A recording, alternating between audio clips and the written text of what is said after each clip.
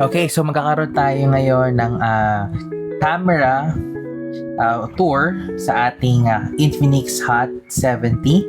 So yan, meron tayong AI cam, meron tayong mga HDR on, yung mga live photos, meron tayong mga ratio, meron tayong 1:1, 16:9, and then full. Meron din tayo dito ng Google Lens, yung mga lighting effects, mga flashlight, yan.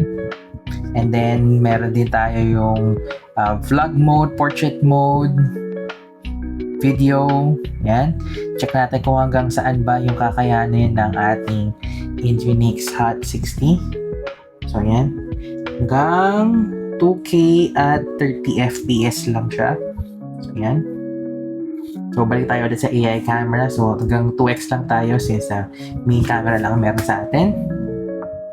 Yan, meron tayong portrait, super night mode, and meron tayong mga dual video, portrait mode, sky shop, pro mode, ultra HD, documents, and when it comes sa ating selfie camera, so yan, meron na tayong wide and ultra wide, super night mode, portrait mode, AI camera, mga video modes, vlog mode, din lang ang meron, and check natin sa more.